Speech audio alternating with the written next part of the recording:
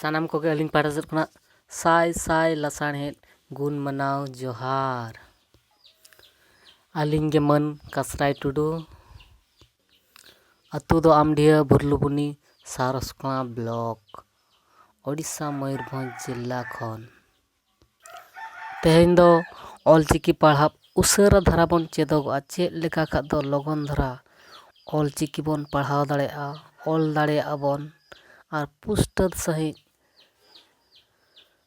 Marang Marang letter को बन all दाड़ेया मा चे बन पढ़ाव दाड़ेया मा पोथी पथान को बन पढ़ाव दाड़ेया मा उनका लेका बन चेष्टाया देला बन सनाम को गे सावते नवा वीडियो बन नेल मा नोडे नासेना दूसरा बन डाक नोगा मांग मा बन चेद अकाद गया और दूसरा नासे नासे बन अकोय को नवान को पे नेलत खाद नवा नेल ते चेद ᱧᱚᱜ ताबन पे अ अत अ अंग ऑल आ आक आज आम औ इ इस इ इन इर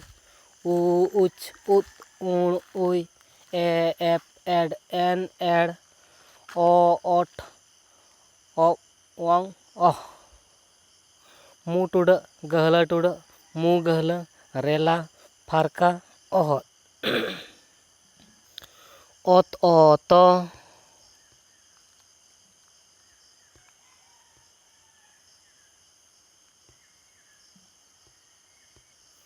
ओत आता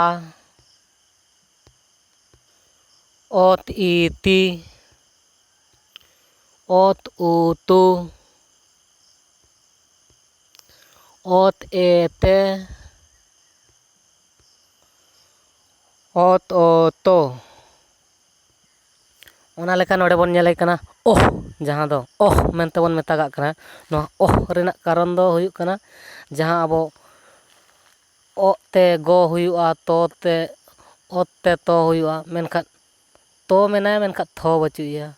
को मेनाया खो बचुया तो जहां एच इंग्लिश ते एच जहां लेकाय कमिया के जगह रे एच लगा लखा ओडे खो हुई दाड़ेया चो छो झो मतलब माने ओना जहां बनु आना को जगह रे खोय बनावा खो होचोयाय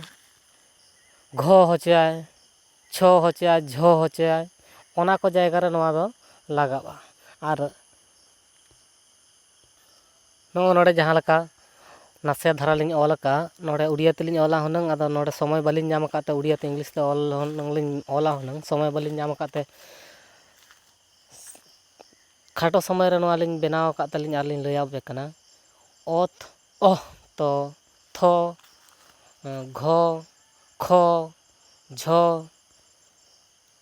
छो धो फो भो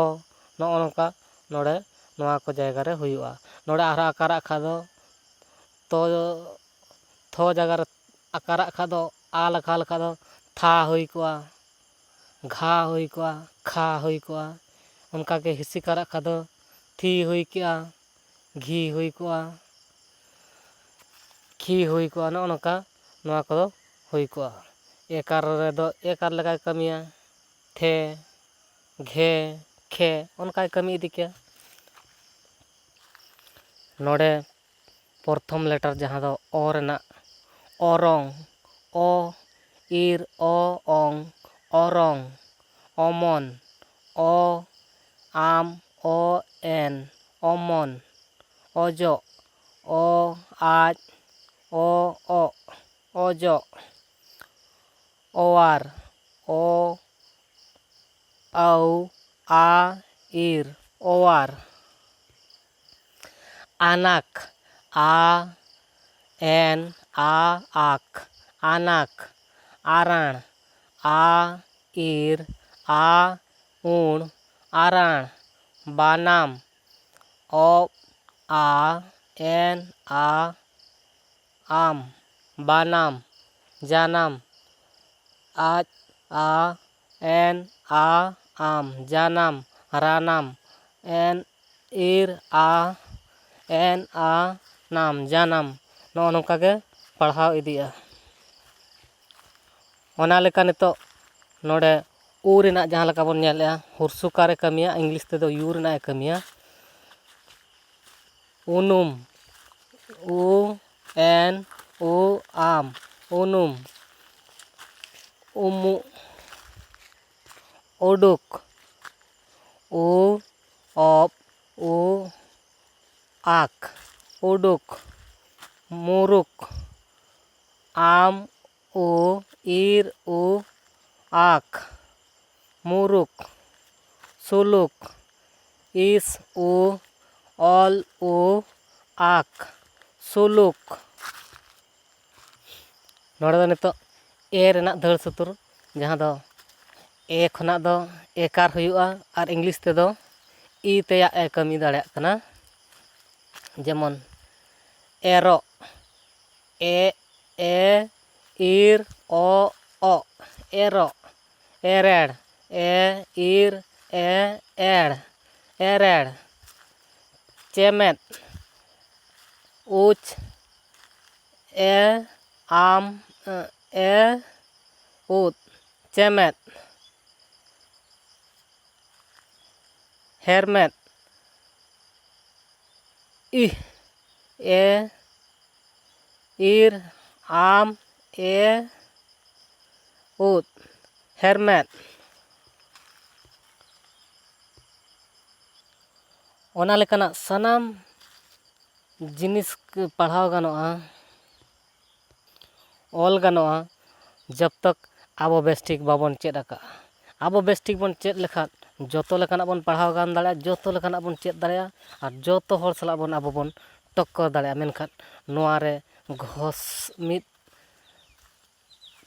चेदोग लगिद बढ़ती खन बढ़ती तेहेन आबोआ तहन दरकार तबन मने रे जे इन नोआ जिनिसिन चेदोगन और हर को सामांग रिन उदुगन इन हो सान्ताली ऑलचिकी माचेतिन बनावा मने रे नोआ तहन दरकार तबन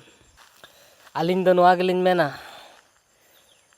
ऑलचिकी बाम चेद आकाद खान ऑलचिकी चेदोग में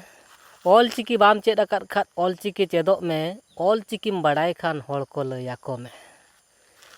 ऑलचिकी बाम चेद आकाद खान ऑलचिकी चेदोग में से सेणाय में ऑलचिकी बाम चेद आकाद खान ऑलचिकी सेणाय में चेदोग में ऑलचिकीम बड़ाई खान सानाम हर को आम तिनाम दाड़िया आमाक जोखा जानी हर को लयाको में सावता समाज रेनाक किछु कमी लहाय में मा एनखान आर मिदटा मुचाद रेबन चेदोग ते आदो तेहेगा नोआ चेमेद आसड़ा दबन थुकम दोहयाबन आर हम मिद दिन बन चेदोगा मुचाद रेदो जतो खना इम्पोर्टेंट जिनिस बन चेदोगा जहाँ दो नोना तो तहन कादा मेनका थो बाय तहन कना तो नोना रना जिनिस नुकु पेया बन लगाव लेको खान ओंडे टो जगह रे ठोय हुयुग कना मेनखान ओंडे आकार बो लगाव खान टाय हुयुगा हितसिकार बन लगाव खान ठी हुयुगा हुरसुकार बन लगाव खान ठू हुयुगा ओना लेका तेहेन एकार बन लगाव खान ठे ठो तो नुई जतो खना मांग रे नुकिन चेद किन हुयुगा जहाँ दो ओह आर एच जहाँ लेका माने इंग्लिश तेया एच जतो जगह रे लगाव कते रहाय अगु दाड़ेयाग कना जहाँ माने को बनुआन को जगह रे खोय होचोय आय गो जगह रे घो होचोय ओना लेका गे आबो नुई जुदी ओह जुदी बन लगावया ताले खा दा आबो जहाना ऑल बनुआन तबना खो बनुआन तबना घो बनुआन तबना छो बनुआन तबना झो बनुआन तबना ओना जायगा रे आबो नुकिन ओना जायगा रे किन बेनाव दाड़ेया को तो नोआ दो बेस्टिक चेद तबन पे आर आबो जहाँ बन लगावया ओना दो बांगा नोआ ओह